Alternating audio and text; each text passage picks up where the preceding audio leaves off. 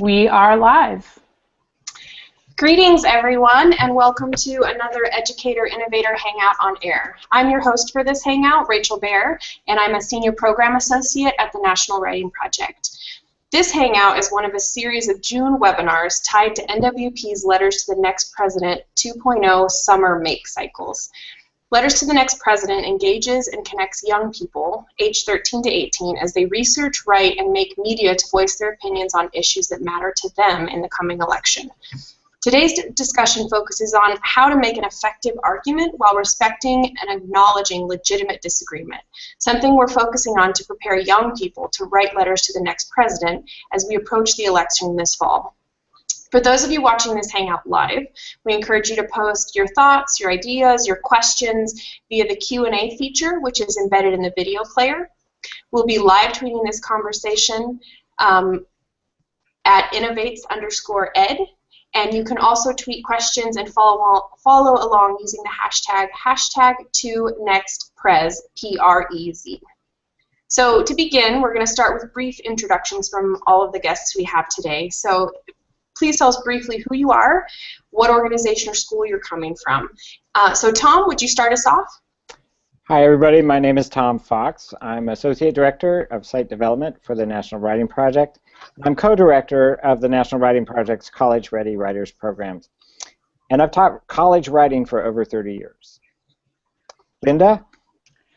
Hi, I'm Linda Denstead. I am the co-director of the Oakland Writing Project. That's Oakland as in Michigan.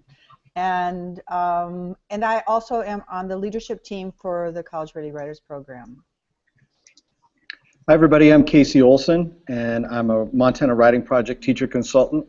I work at Columbus High School in Columbus, Montana, where I teach 10th grade English, and I also teach a 12th grade dual enrollment course that is the equivalent of College Composition 101, and I also serve on the College Ready Writers program leadership team. Great, so thank you so much, and welcome to all of you. So all three, Tom, Linda, and Casey, all mentioned their role working on the College Ready Writers program, so we thought we would start this webinar just by talking a little bit about what the College Ready Writers program is. So basically, the central goal of the College Ready Writers program is to help students become skilled at writing arguments from nonfiction sources. So the way that the program works is by integrating curricular resources, formative assessment, professional reading, and professional conversations around the teaching of argument. And one thing that's really notable about the College Ready Writers program for the topic of our webinar today is that it answers a contemporary call for respectful argumentative discourse. So the instructional resources that we have for the College Ready Writers program help teachers and students read critically, explore multiple points of view, and finally to take a stand on important issues. So, as a central part of this is this whole idea of respectful argumentative discourse. And we often refer to this respectful argumentative discourse as civil discourse. So to get us going, thinking more about the, specifically thinking about how to argue the College Ready Writer's way and what it means to engage in civil discourse in the classroom, let's have Tom maybe just get us started and tell us what do we mean by civil discourse and what is its place in argument. So I thought it was really interesting the more I thought about it, about the word civil to begin with, is that it kind of has two meanings. And one is like a community meaning or regular people, like as opposed to military or anything. It's civil society, and or like civil engineering is like all of the kinds of engineering that go into making water systems, sewer systems, electronical systems. So like all of the concerns about community that involve everyday people. So that's one idea of civil, which I kind of was attracted to when I thought about it. The other one is like being polite, but it's not just always being polite. It's being polite in difficult situations where you're in an area where you disagree with something and you're wanting to be civil, or you're trying to be civil. So those two meanings of the word civil, they kind of merge when it's paired with the word discourse, because it is civil discourse that involves the community and involves the interests of regular people. And it's also like trying to be respectful, kind, and generous across disagreements. So I thought that was really interesting when I thought of the meanings of civil and how they merge in the phrase civil discourse. So in the College Ready Writers program, what happens is teachers help students find topics that concerns others. That's the first meeting of civil. And then the teachers help them negotiate and respect multiple points of view, which is like embedded in the second meaning of civil. So what in general the program's trying to do is present argument as a counter to maybe propaganda or bombast or having unsubstantiated claims. So in our program, we hope that students write effective arguments because they're encouraged to think of their audience, the ones they're trying to convince and the ones who may disagree with them, as smart and ethical people. It's a high bar to do that. It's harder to convince a smart and ethical person of something than it is to pretend that your audience is, an idiot or something. I don't know. So this higher bar requires sympathetic and critical reading of others' point of view. So this is a real distinctive feature of the College Ready Writers program. It's a sophisticated use of nonfiction sources that supports students using their sources intentionally to advance their own opinion, their own claim, but not just to tear down the other side. So I think it's like there's a timeliness to this given the election year and the kinds of discourse our politicians are engaging in. And I think that students are kind of struggling to see adult models that they want to emulate.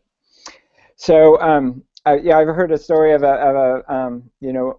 one of our colleagues whose daughters just like looked at some of the news and said, "Mom, why are they talking that way?" So I think it's really critical now for us to take the stance towards argument that's generous and inclusive. I'm really grateful to have Casey Olson and Linda Denstedt with us tonight to talk about how it plays out in classrooms and in CRWP professional development. So Rachel, take it away and introduce the next section.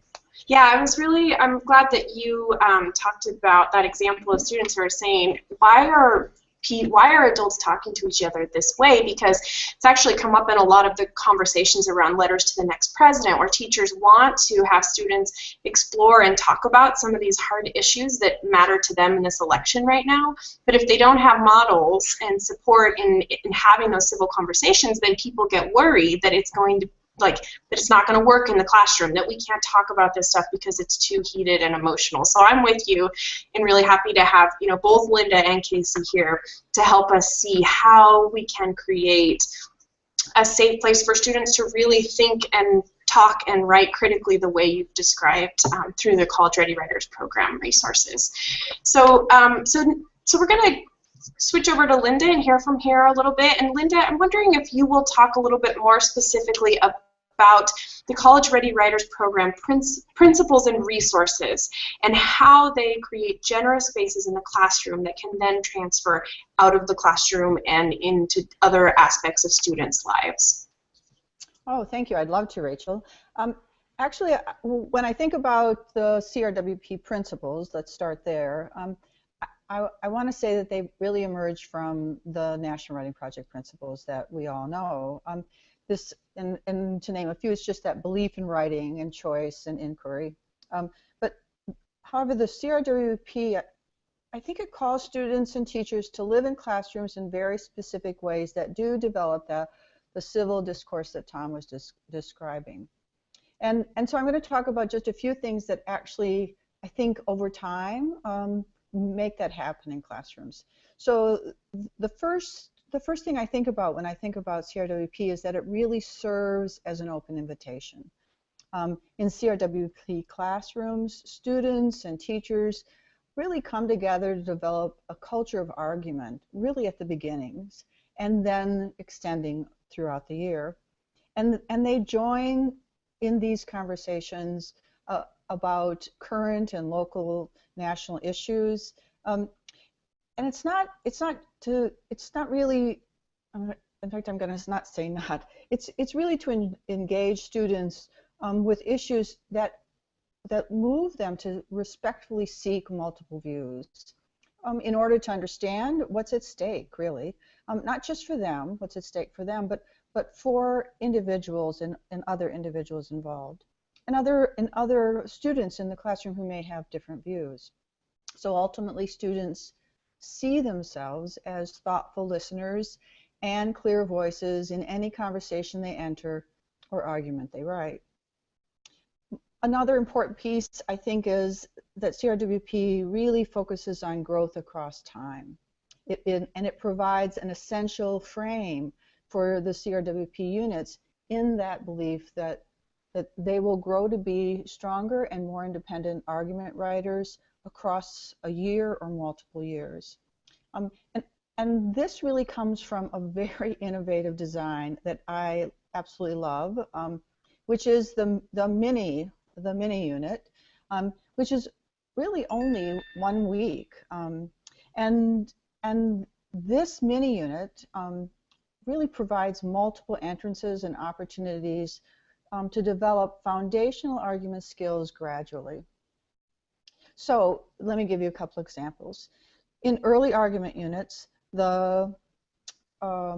like making informal arguments and writing into the day to jumpstart argument, these units build foundational skills and habits essential to respectful discourse. So let's look at some of them. And I want to say, in some ways, these units are magical because they're a lovely launch. They help students and position students to see themselves as thinkers, to see themselves as someone who makes claims. And so they capture their emerging and changing views in the margins of text, on the page of a writer's notebook, and in conversation with peers. It is noteworthy that the units encourage students to decide what evidence is significant and compelling to them. It is also, I think, really striking, I found it striking, that an early foundational skill is to describe the conversation among nonfiction sources. I think those two things are significantly different in the ways some students engage in arguments in classrooms. Positioned in this way, first reactions provide a conscious launch to explore their own views as they dig deeper into an issue, asking questions and making connections in conversations with peers. CRWP is not a search for the right answer, for the right evidence, for the right claim, or even to support a first thought claim. It is a search for respect of multiple views and evidence to support an informed claim. I think Casey will probably talk about that a lot more later. A next set, when we move a little further, the next set of mini units start making a shift. They focus on evidence and decision-making skills that develop more sophisticated claims and logical reasoning. Students move to connecting, organizing, and ranking evidence. And here, they still search for significant and compelling evidence, a skill they learned in the early units. But they also see ways evidence can be valid or limited. This is frequently the place students become more comfortable as argument writers. Here, audience becomes important. Peer conversations become even more essential as students realize talking through their structures and the ways they're thinking about putting together reasoning and reasons, that reasoning is much more than just reasons, that it's making sense for an audience. So they experiment on how they make sense of and use and comment on sources to write logical arguments. And so let's just keep going. The later mini units, units like making a case in an op-ed and extended arguments, provide a space for students to speak out on local issues. they become agents of change. Here, they become civically responsible, writing for submission to a local paper or a blog. So it's really growth across a year or multiple years that brings students to understand the value of civil discourse and do it respectfully. It's not an overnight, it's something that doesn't happen immediately. But taking up this stance on civil discourse, CRWP builds argument skills, but I think it also develops identities. I think it changes the way students see themselves. It's really the identities as a claim maker, makers who are observant participants in the world.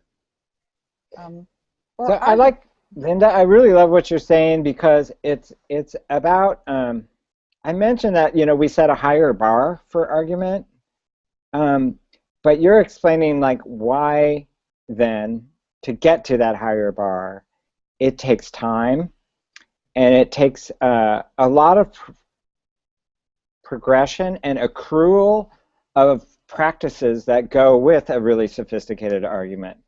But the cool thing, I mean, the really great thing is that we have seen students really be motivated to do this and to come up with pretty fabulous projects and arguments and everything. Exactly, and I think it's I love that word that you use. It's the practices that they take up, the practices of argument writers, of claim makers, and so I think the second identity that actually emerges is that students see themselves as argument writers. I think a lot of the teachers they say that their students actually are embracing themselves as argument thinkers as well. Mm-hmm. And I think these strategies and argument moves really drive them toward decision making, which students actually embrace. So I think there's one more identity that we've observed as students move through the units and through the practices, is that they become informed citizens. And citizens that are able to enter or create local conversations. And Casey's work with his students really demonstrates the importance of students believing that they can create a local conversation. I just wanted to add one thing that I'm thinking about. Well, I guess two things probably. The first is that I agree with Tom, that I appreciate how your explanation illustrated, Linda, that it doesn't, like, creating this culture for civil discourse doesn't happen right away, and then it takes time and practice and reminders over the course of the year for students to try it in different ways and with different topics. And then the other thing is that we've seen, when I was thinking about when you talked about informed citizens, is that not only do as these students try this stuff out, do they learn that they should look at multiple perspectives, it also becomes natural for them to seek multiple perspectives. And so they might even read a text set and see something that's missing from that text set and go themselves to try to find more information about what those perspectives might be, or to help themselves further understand what the issue is. So it's like they're not being forced to do this. They learn to embrace it, and it becomes part of their identity, like you said. And I think CRWP really offers students to try on roles that are unfamiliar at first, but as they move along, and I think with multiple years of this work, I mean, we're really setting the stage for democratic citizenship. Mm-hmm. Thank you so much. So we've mentioned Casey and all the wonderful things he'll be able to talk about and share with us. So Casey, I'm wondering if you'll talk about what this looks like in your classroom and the work that you've done with your students, and how you have helped students come to an informed view and take on their own bias even, and ultimately become participants in arguments outside of the classroom. So how have you done this with your students in Montana? Okay, thanks, Rachel. I think there's multiple layers here, which I've heard in what Tom and Linda have said so far as well.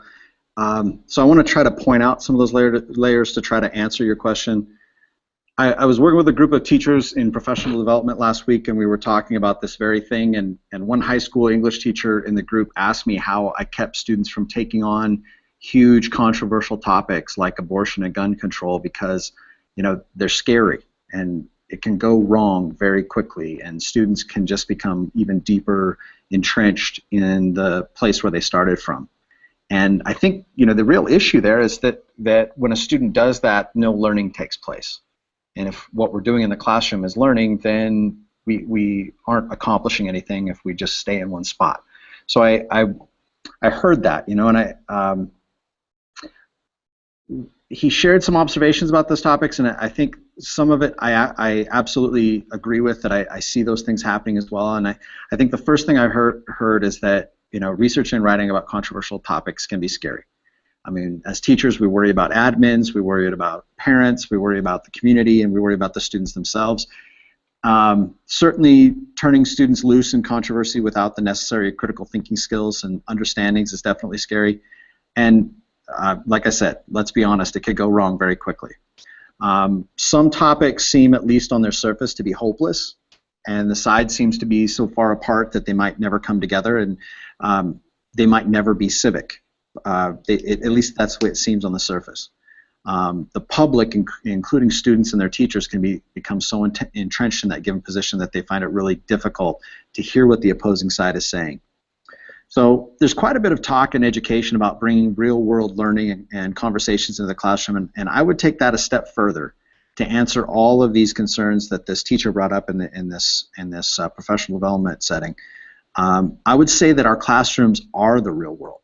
And our classrooms should reflect all those controversies. And how can we truly realize this real-world, genuine learning if we don't bring real-world issues into the classroom? So we need to work toward these topics with our students, and that's real education. That real learning can happen when we bring in these topics, and they prepare students to be active, engaged, thinking, contributing members of college, career, and community conversations. Casey, one of the things I was thinking of as you're talking about these topics is that the CRWP resources have a period of wanting to know something they don't know. So sometimes with like a topic of abortion, for someone who is deeply committed to a point of view, there's actually nothing to learn. Mm-hmm. So a citizen, when confronted by a new issue, what we hope is that they would want to learn about it first. Mm-hmm. So I think that's one of the criteria that I think work really well to have students focus in on a topic that will be productive for them, is if they agree they have something to learn about it. And so that period of inquiry is what I was thinking about. Absolutely. And so how do we do that? I think that there has to be that inquiry. I think that students, I think there's three big things, but I think that's the first one. We have to enter into these areas of possibility and not necessarily say you can't go here, but open up all the areas of possibility and have that inquiry so that students can jump in and sort through the perspectives in those new areas of learning. And I think it's really crucial for developing civic discourse among young people to go there and go there often. So I say that when students want to write about abortion or gun control or teacher tenure or nuclear power or the war on terror, I think we should go there if there's something to learn there. But we must set our students up to get something educational out of it. Students should learn from the research that they do. As I think that's what Tom was saying. And so to accomplish this, we as teachers must set up our assignments and writing prompts in a way that students have the room and time and the means to get informed. They need to learn authentic research, and they need to learn about some credible sources of information, and they need to be able to critically examine their sources and determine a hierarchy of credibility amongst those sources. And the last big thing I see is that we must have, I think it's just as important as the first two, that students must come to understand perspectives that they disagree with. And I'm not saying they have to change their minds about what they feel about the issue, but I am saying that they need to hear what others have to say and they must be able to articulate what others believe without manipulating what's being said. They must come to understand what others think as well as the others do. And I think it all comes back to how we design our assignments and our prompts. Our assignments need, go ahead. Oh, so Casey, I just want to call out that what you're really saying here is what Tom started with. It's that high bar. Yeah. I mean, you're asking students to do something that's difficult for them. And so when you think about that, how does that work in your classroom? How do they actually take on and look at someone else's view and really try to understand it? So the word I use frequently is it's complex, it's complicated. And I think that is an important word for us to throw around in professional development, but I think it's an important word to throw around in the classroom. Like, this is really complex. Or when a student pulls up something new that adds something new to a topic that we're all discussing together, call out the complexity that they're adding to the conversation. But as far as like the individual student on their individual product, the seniors I work with this spring wrote extended arguments on topics of their own choosing from an extended argument assignment available on the CRWP website. And they took a position on the issue, they explored where their own bias on the issue comes from, and then they wrote 2 literature reviews based on their research. And the first literature review is about the perspectives and the evidence from those who would disagree with the student's initial position. So they had to go through in a literature review format where they objectively reported what the other side or other sides have to say on that issue. So let's say they're very entrenched about gun control. And this is why I think, if a student's very entrenched on gun control, if you can set up the prompt in a way that causes that student to look at the other side, not necessarily to change their mind, but to understand what other people believe on that topic. So if that student believes that gun control is the most important topic that they can write about, then that's the topic I think they should write about. If the step is in place for that student to look at the other side objectively, to be able to articulate what gun control proponents believe in a way that that student could actually sit down across the table from them and tell them what they believe, and that gun control proponent across the table would say, yes, that's what I believe. If that student can do that, I think they are growing over the course of addressing a controversial topic that they feel very strongly about. The second literature review is about sources that agreed with their initial position. And if we think about positions on an issue as a continuum, with neutral being in the middle, we often see this, this setup where students would want to be on one side or the other of an issue, but they start to see all the positions they can take in between. Even if they make a small shift to the opposing side, I often call it like a nod, a tip of the hat to the opposing side, that they acknowledge that they're there and that they have thoughts, and some of them are valid, that they are actually making a stronger argument. And so by having students work through those 2 literature reviews, they get informed on the issue. And the last step is to write a conclusion where they sort through it in their writing and call out the important evidence that was brought up, the important claims that seemed really substantiated over the course of their research, and kind of work through as to where their position is now, having done the research. And that all comes back to the design of the prompt. If the prompt is set up in a way that causes a student to take a journey through an issue, a controversial issue, one that they might feel very strongly about, but they take that journey and they have to reflect back in the end and say, this is where I started, and this is what I went through, and this is where I ended up. Learning happened there. And we took those topics, we put them through that extended argument through the CRWP model, and then based on these informed positions, the students in my 12th grade English class wrote letters to the next president, making informed arguments, acknowledging alternative perspectives, but making their case in smart ways on controversial topics. And I just think CRWP puts a real premium on becoming informed before expressing one's viewpoints. Certainly students who have these CRWP experiences and skills, are ready for college level academic writing, but they're also ready to read and to write and to argue and to be agents of causes that are important to them in their local communities and the career fields they'll choose. Being college ready is just the beginning. So as we look at the relationship between argument and, opportunities like letters to the next president, this type of argument, writing instruction, empowers students to have a voice in the world. Academic argument is a way to engage with the world, empowers them to speak up about their concerns in positive, meaningful ways. It provides them opportunities to speak up about problems they see in the world and in their communities that they feel adults aren't paying attention to. And when we teach students to write arguments, we're empowering them to be positive, active, solution-oriented citizens so that they can become informed participants in their local communities and in their American democracy. Casey, I've always appreciated the fact that the first literature review is an exploration of the other perspective, so that that's where they start before they move to their own perspective and looking for research behind that. And then I also appreciate what you said about students recognizing that if they acknowledge, at least have a tip of the hat to the other perspective, it makes their argument stronger. Because what it shows is that they're not just pretending that that other that other perspective doesn't exist. They're saying, yes, it does exist, and I've thought through it, and I still believe what I believe, and here are my reasons why. So that, in a sense, it really does, because oftentimes what we see in the public is that people just ignore the other side and focus only on their own perspective. Yeah, there's a quote that from Donald Lazier in Reading and Writing for Civic Literacy that I really hold dear to. And he just basically says that you will never convince those who already disagree with you if you manipulate or ignore what they have to say.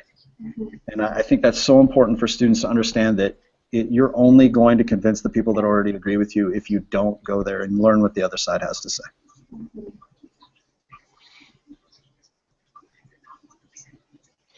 Casey, I know that in addition to the work you've described, that some of your students have written to the local newspaper. Tell us how that kind of fits in as well. I think that's an interesting, real world experience arguing. So I think that too goes back to what you were defining as civic at the beginning, Tom. That's an extended research opportunity that I give to my sophomore classes, my 10th graders, where they look at issues locally in our local community within the confines of our county, and things that are being talked about in the news, things that are being talked about around their dinner table that affect us locally, and they go to great lengths to be informed on those topics. Yeah. So, for an example, in the most recent opportunity that we took up doing this work, I had a group of students who were looking at a road closure on a local dirt road that we have here in our county that follows the Stillwater River, and a rock slide occurred that blocked off that road. So residents who live upstream from that road have to drive an extra 35 to 45 minutes out of their way now to get to town, and it really blocked off a main flow of traffic in our community. And so I had a group of students who were really upset about that almost a year later that rock slide hadn't been cleaned up, and the road hadn't been opened, so they started doing their research on it. They wanted to fix that. And the more they got into it, they started looking into what the engineering companies who looked at it for the county had to say, and they looked at diagrams of the fault lines in this huge rock that's waiting to fall. And they saw the price tag attached to that the county would have to pay millions of dollars to fix it, that millions of dollars that we don't have. And they, after becoming informed, had to realize that what the county was doing by just leaving it was actually the most cost-effective and safest way to handle the problem as it is right now. That's great. And so there are a lot of opinions in the community about that issue, but here are two students who started out with the position that the county was wrong, and are now writing a letter to the editor to inform the rest of the community about how the county is actually handling it the right way, in the most responsible way. That's an opportunity for students to add, not only learn from the position they took, but also then inform others and show others the rational thoughts that they have as a result of becoming informed on that issue. And it can be done on a national level with like letters to the next president, or it can be done locally with a letter to the local newspaper, local editor. But it's kind of like, you could think about this as opportunities to send letters to decision makers. Right.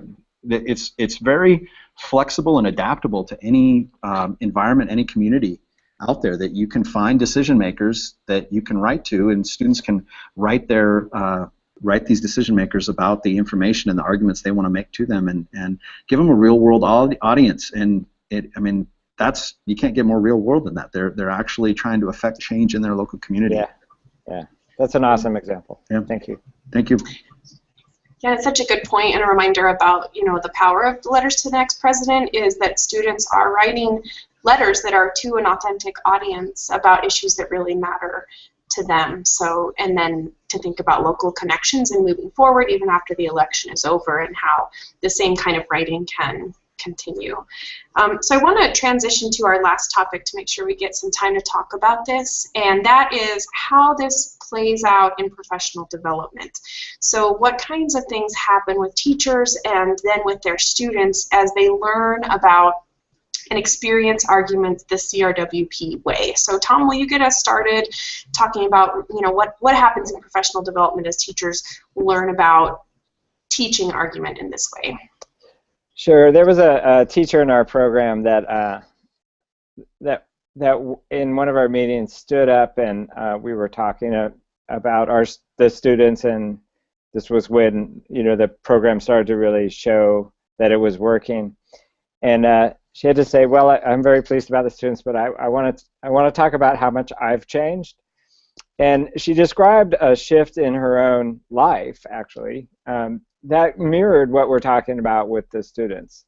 That she had become more involved in the world around her.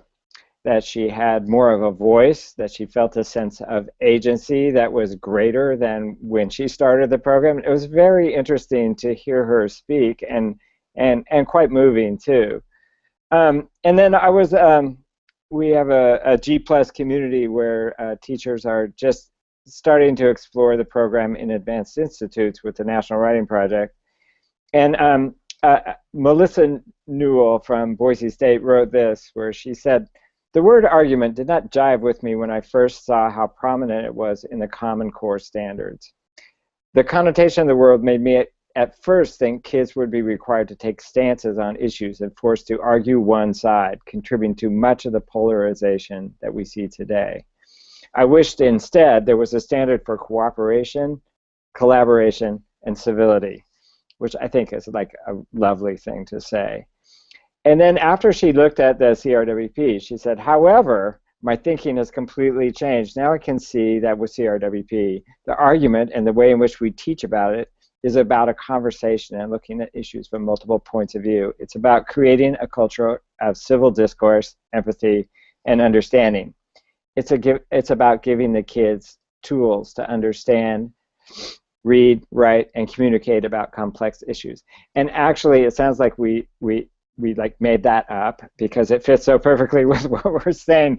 But that was just a spontaneous comment in the G+ community, that I think it's true that for teachers, sometimes their only experience with writing argument comes from a freshman composition class that may have been several years ago and may not have been a very good example of argument. I think that the CRWP, in our desire to want the very best for our world and for our students, has really enriched the idea of argument. So those are my examples. That I thought it was interesting that the student shift and the teacher shift in identities that Linda and Casey both talked about, they're parallel. What about you, Linda? Linda, you're muted. No, I'm not. No, you're not. So actually, when I knew you were going to ask this question, I actually went and talked with some teachers just in the last few days, and really asked them, how did the professional development and the ways that this work occurred in their classrooms actually change their students? Because as we talked and met regularly across a year, they were seeing argument not as some distant thing that was not their favorite thing to do, being teachers of literature, loving literature, to take up argument, especially in this significant way, was really a learning experience. And so but what they found is that stepping into argument was really far more enjoyable and became equally important to them. And the teachers and the students alike just went in and tried it, and took up the practices, as Tom said. And there is a great deal of power in just engaging with unfamiliar practices, even unfamiliar subjects. One teacher said they thought the students would have very difficult time with wild horses, or driverless cars. These are urban kids, they don't have cars, and they've never even seen a wild horse except for maybe on TV. And the kids engaged in such a high level and were so interested and really cared about these topics. In fact, they were surprised. One teacher talked to me today and said, I didn't really know what writing a nuanced claim was, and my students and I learned how to do that, and that it actually existed, and what could happen when you considered an informed view, went at finding an informed view, and then wrote a nuanced claim. And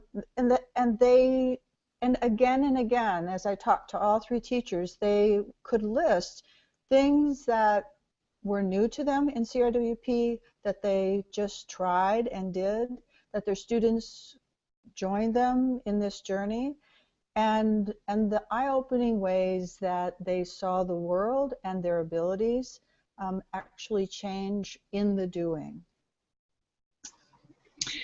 That makes me think what you said about what Casey said earlier, and that's that this stuff is complex, and you and Tom actually both talked about it too, that students are doing hard things, and I've also seen that what you described with teachers, that they look at it and think, oh, my students can't do this for whatever reason, and then I always just say, just try, and then they do, and they say, oh my gosh, they can do these complex things. Like, if they're provided this opportunity to try it, then they'll do it with practice and support, and like Casey said, being honest even about the fact that this is a complex thing, but that they can do it. So something I would add into all this then, as well, as we think about opportunities like letters to the next president, I think it became really apparent to me that as students thought about what they might write to this next president, many of them got caught up in who the next president was going to be, and that affected what they were thinking about and what they were going to say, and it started sliding a lot of them back into these entrenched positions. So as we started to think about it, we actually were addressing our letters like, dear next president, and I tried to get them to think about what you would say to the next president, regardless of who it was, about the issue, because the issue is what's important, and your argument has to come back to the issue, and that seemed to really help, because the issue was something that they were informed on. The issue was something that they could make a rational argument on, and helping steer the conversation back to the issue, I think, is something that definitely helps civic discourse.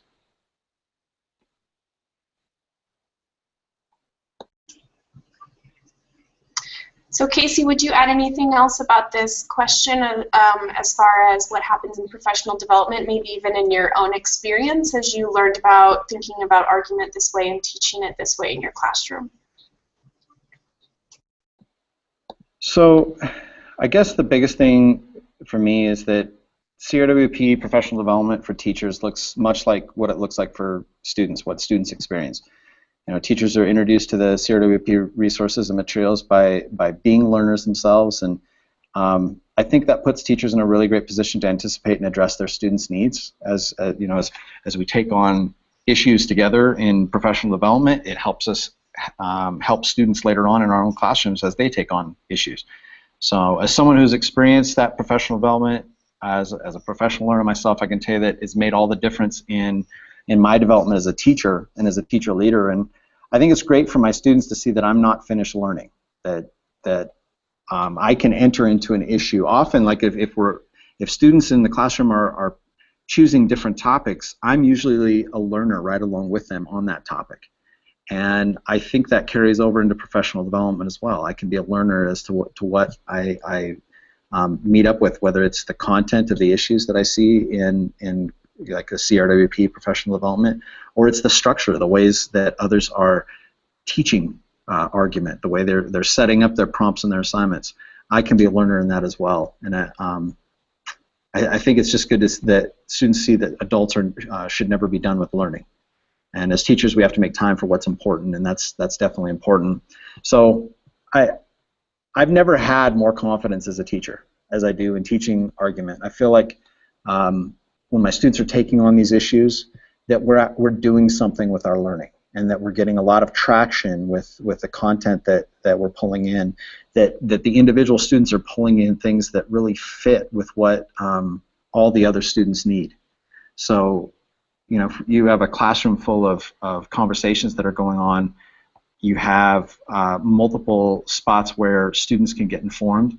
Well, in professional development, when teachers have all of these things going on in their own classrooms and they come back together and share about what's happening with arguments in their classroom, teachers can learn from each other in much the same way. So I think there just needs to be an open dialogue, and you know, like this hashtag to next pres is a great way for people to share about how they're tackling civic discourse and becoming informed and understanding the opposing side. How's that working out there? And I think this is just a great way to do that. So I appreciate the way you talked about that teachers were actually giving students more room and space for conversation and study. And when I think about what you're saying, I also think about the teachers that I've worked with that actually changed their instructional practices. It requires a different kind of classroom to have space for conversation, to have time and space for study. And as you describe your work, that is very clear that you've moved into a very strong agented classroom where students are decision makers, and where they turn to each other, not just the teacher. And that's a big shift. Thank you. Yeah, I just think yeah, if we go back to that, I think you called it out. Students need to become informed. They need to understand what the opposing side is saying, and they need to be able to go where they need to go as far as where the issues of the day are taking them. I think in that way, if we can think about what the media leads us to, and a lot of negative talk about the media, but the media really brings up a lot of opportunities to cover controversial issues, and it provides us with an endless supply, I think. And I think, you know, our students see that just as well as we do. And a classroom, it all comes back to the structure, but a classroom can work through those issues.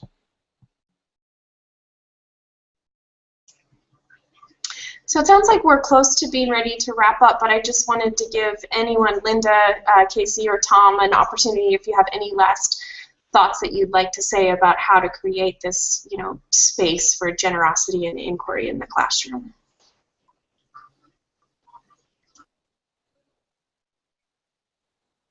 I would definitely say check out the CRWP website and look through those materials and jump in and just try it out.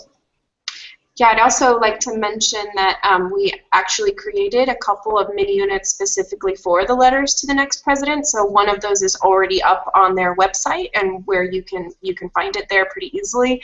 There's also a lot of really great resources on the letters to the next president, and then our second one is coming very soon and should be available. So we have seen from the very beginning great connections between CRWP and letters to the next president. So so it wasn't hard at all to make mini units that fit this particular approach to argument writing. So I guess I'll just take the last minute here to thank all of you for being here. Many thank yous to the guests and then to the people who are watching either live or later on. If you would like to keep up to date on future opportunities, you can sign up for the monthly newsletter at educatorinnovator.org and follow Educator Innovator on Twitter at @innovates_ed.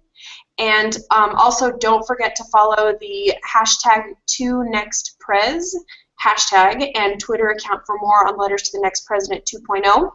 You should also visit the website at letters2president.org, and that's a 2 in the middle, the number, not the word. And you can sign up and join that website to get updates on Letters to the Next President. So thank you all again, and have a great night. Thank you, everybody. Thank you. Good night. Thank you. Good night.